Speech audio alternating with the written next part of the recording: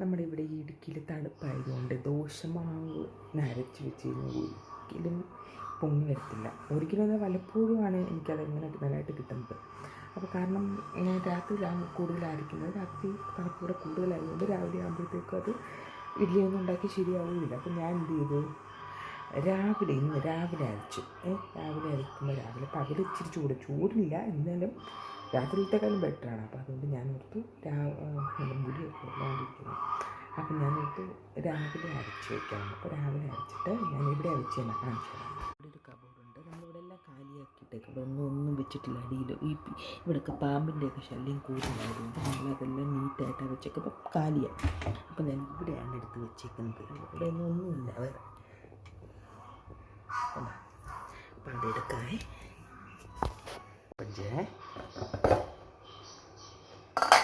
വേണ്ട, പൊങ്ങി വന്നിട്ടുണ്ട് കേട്ടോ.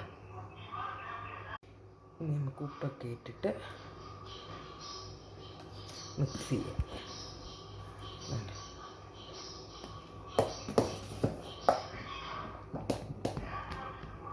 ഇന്നിപ്പോൾ രാത്രി ഇഡലിയും ചമ്മന്തി ആക്കാമെന്ന് വിചാരിച്ചു. അപ്പോൾ രാവിലത്തെ കൊണ്ടുണ്ടാക്കി വെച്ച് കഴിഞ്ഞാൽ ബ്രേക്ക്ഫാസ്റ്റ് അതായി. പിന്നെ പിള്ളേർക്ക് ദോശ കൊടുത്തു.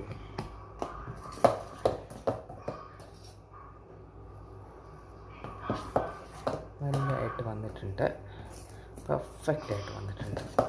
ഇപ്പോൾ ഐഡിയ പിടികിട്ടി എനിക്ക്. ഇപ്പോഴാണ് ഞാൻ ഈ ഐഡിയ കണ്ടുപിടിച്ചത്. എനിക്ക് നേരത്തെ അറിയത്തില്ലായിരുന്നു കേട്ടോ. അമ്മ ഇഡ്ഡലി നേരത്തെ കാണിച്ചില്ലേ അമ്മ? നമുക്ക് നോക്കാം. മോനെ അമ്മയ്ക്ക് പിടിക്കുന്ന റെഡ് കളറിൽ കൊണ്ടുവന്നേടാ.